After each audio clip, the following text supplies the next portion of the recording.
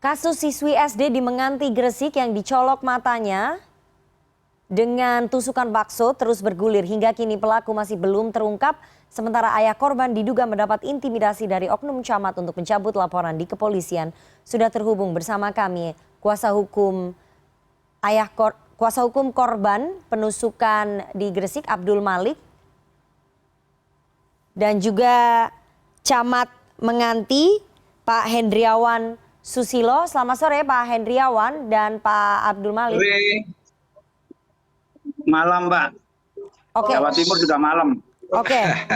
Saya mau ke Pak Abdul Malik dulu. Pak Abdul Malik, sejauh ini bagaimana proses hukum yang berlangsung ataupun terjadi di kepolisian tentang klien Anda ini, tentang korban penusukan tusuk bakso? Iya Mbak, halo. Iya silakan Pak. Iya, kita ini kan harus tahu asas ya. Jadi istilahnya penusukan ini ya kadang-kadang kan media yang mengatakan ditusuk kan diapa kan. Mungkin itu kan diculek atau bagaimana. Tapi ini kan menyangkut masalah anak kan itu kan. Jadi saya berfokus itu kepada kesehatan anak ini. Jadi sudah ada perkembangan-perkembangan yang dari begini menjadi begini kan gitu.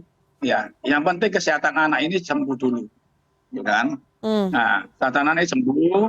Yang kedua, kemarin itu sudah ada tambahan-tambahan. Ya kita kan tidak bisa membongkar apa yang sudah di BAP sama kepolisian karena itu ranah kepolisian. Kita tidak bisa membuka.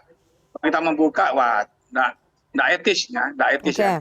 Jadi saya itu istilahnya fokus pada anak ini, ya apa caranya anak ini bisa sehat kembali, bisa sekolah. Dari keterangan dokter yang di Surabaya itu memang mentalnya harus dirawat. Kalau dia itu diajak kemarin, ajak main-main di Pakuwon, di apa, gini-gini, dia bisa ngomongnya enak lagi. Gitu. Oke, Pak Abdul Malik, apakah kepolisian sudah mengantongi identitas pelaku? Ya, kemarin sudah kita berikan, ini malah kemarin sudah di BAP. Ya sudah mengantongi lah, mengantongi. Tapi ini kan menyangkut masalah anak ya. Ini masalah anak. Bagaimanapun juga ini dua-duanya korban kan gitu istilahnya kan. Ya, nah, kita sendiri ini istilahnya kalau masalah anak, yang penting klien kami ini sehat satu. Yang kedua bisa aktivitas kembali, kan gitu jiwanya enggak tergoncang. Kalau itu sudah terjadi, terus nanti yang pelaku ini sama-sama anaknya. Ya, ini saya ya. Nah, saya menyarankan kalau bisa ini kan sama-sama korban anaknya, ketemu antar orang tua, siapa nanti yang memediasi, ya didamaikan aja. Gitu loh. Anak kan nggak ngerti apa-apa. Oke, baik. Bahwa anak tidak mengerti apa-apa, tapi kan ini ada kekerasan yang terjadi Pak Abdul Malik. Ini kan klien Anda menjadi korban penusukan. Oh iya. Tetap diproses Mbak, tetap diproses. Tetap diproses Mbak.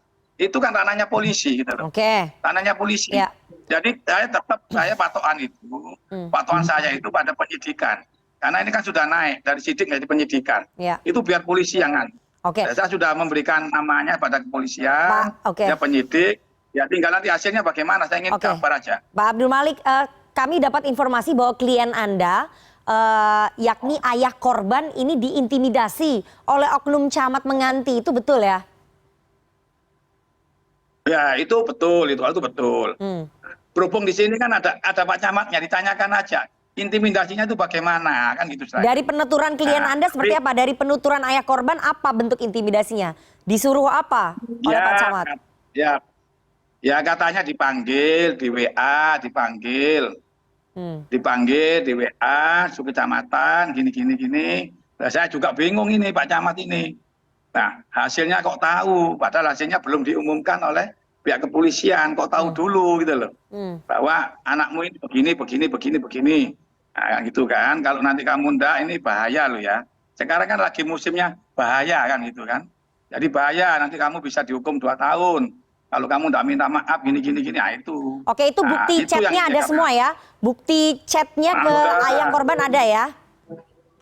Ada. Oke, saya mau ke Pak Camat. Pak Camat, Pak Hendriawan, kenapa kemudian Anda melakukan intimidasi begitu ya kepada ayah korban? Motif Anda apa, Pak? Kalau dari kami tidak mengintimidasi, tidak ada, tidak bisa.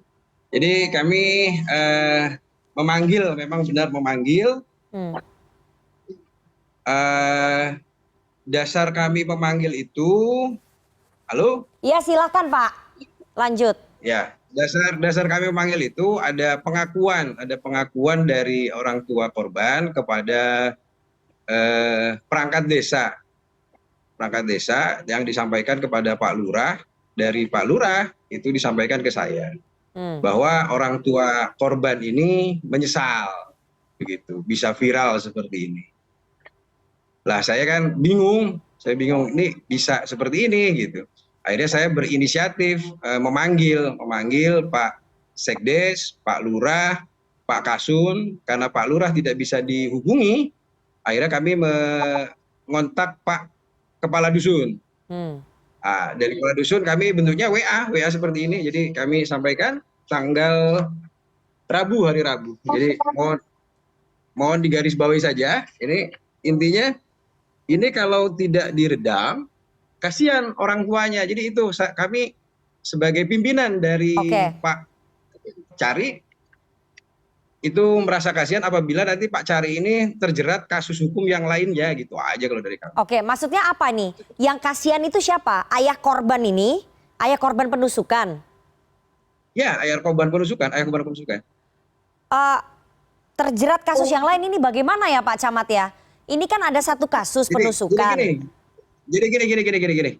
Kita kunci di awal itu bahwa ada penusukan buta matanya gitu ya. Kami dapat informasi ini siswa buta, Bu. Jadi kami buta ya. Buta. Oke. Gitu. Terus? Yang kedua, pelaku adalah kakak kelas gitu. Oke. Ya. Kami bertemu dengan dengan Mbak Manda ini, Dek Manda ini hari Senin pertama kali itu kami lihat matanya bersih gitu, enggak ada bekas luka, enggak ada bekas tertusuk atau gitu, seperti itu. Itu aja sih. Anda kan bukan dokter ya Pak Camat ya. Bagaimana Anda bisa menyimpulkan bahwa tidak ada luka begitu ya?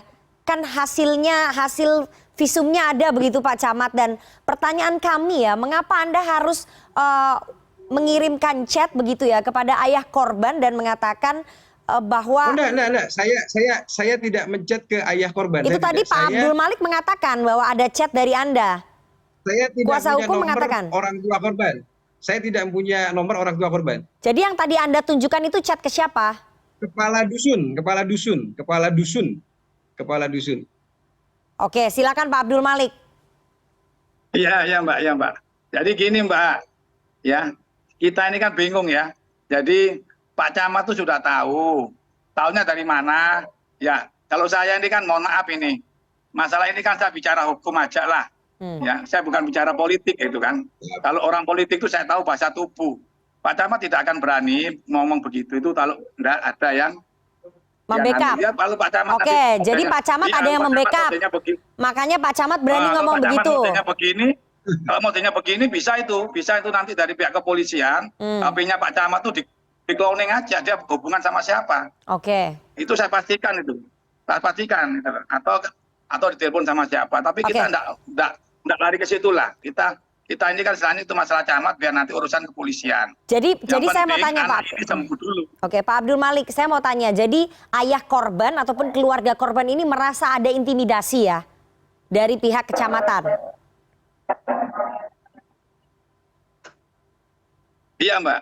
Oke, Pak Camat. Ya kalau tidak diintimidasi, tidak mungkin ada draft yang harus ditandatangani gitu loh Mbak.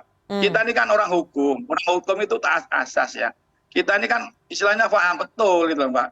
Paham betul kok masalah itu saya paham betul. Saya ini kan draftnya ini apa? Isi draftnya ini apa?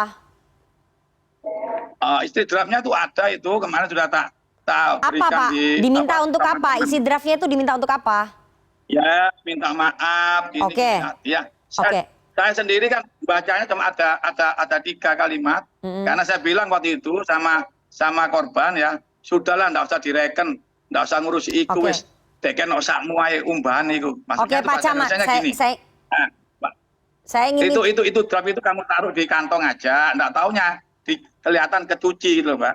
Saya ingin minta Masih ada klarifikasi tulisannya. ya ke Pak Camat ya. Pak Camat, kenapa kemudian harus ada draft yang harus ditandatangani dan meminta keluarga korban untuk meminta maaf? Dan keluarga korban merasa terintimidasi. Kan tidak mungkin kemudian tiba-tiba keluarga korban mengatakan bahwa tidak ada, kami merasa terintimidasi. Anda mengatakan tidak ada intimidasi. Ini kan tidak ada asap kalau nggak ada api, Pak Camat. Jadi gini Mbak, gini. Saya sebagai pemangku wilayah di sini ya, pemangku wilayah di sini di Kecamatan Menganti, saya bertanggung jawab atas semua yang terjadi di Kecamatan Menganti, Mbak. Termasuk kalau bahasa kasarnya kucing kejegur juga Pak Camat harus tahu kan gitu Iya, ya. pertanyaan saya dijawab aja yang tadi. Oke. Jadi gini. Awalnya saya kasihan sama Pak Cahri ini, saya Pak Cahri. Jadi Pak Cahri ini sudah beberapa bulan, anaknya juga sudah tidak masuk berapa bulan itu kan gitu. Yang pertama. Yang kedua ada dugaan kami juga sudah bertemu dengan Dek Manda itu hampir 3 kali. Physically kita berhadapan langsung itu tidak ada. Jadi matanya bersih. Yang kemudian kita ngobrol dengan yang lain, kita mencari informasi dan lain-lain. Bahwa memang tidak ada kekerasan dan sesuai dengan apa yang hasil dengan MRI itu tidak ada kekerasan gitu.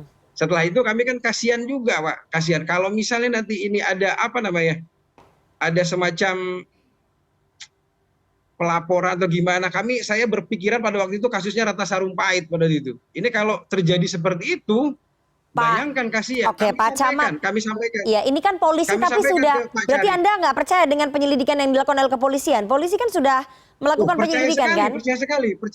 Tadi kuasa hukum mengatakan bahwa polisi sudah mengantongi. Kami takut Pak Cahri ini berhadapan dengan hukum, terjebak dengan hukum yang lainnya, itu aja yang kami takutkan. Dia anak buah saya loh, Mbak. Oke, berhadapan dengan hukum yang lainnya itu persoalan lain, Pak. Ya. Soal kasus penusukan ini, Anda seolah-olah kemudian ingin menghilangkan kasus ini karena ada kasus yang lain. Tidak. Saya sangat menghargai kasus itu. Tidak. Oke. Tidak. Sepertinya kita harus tunggu ya, nanti ya. Keterangan dari kepolisian, kita lihat nanti siapa yang benar siapa yang salah ya. Dan sekali lagi media akan sangat mengawal kasus ini supaya tidak ada intimidasi ataupun penghilangan jejak atas kasus penusukan ini. Kita akan kawal betul kasus ini ya Pak Camat ya. Oke. Terima kasih sekali kepada 2 orang narasumber, ada Camat Menganti Hendrawan Susilo dan kuasa hukum korban Abdul Malik. Sehat selalu Bapak-bapak.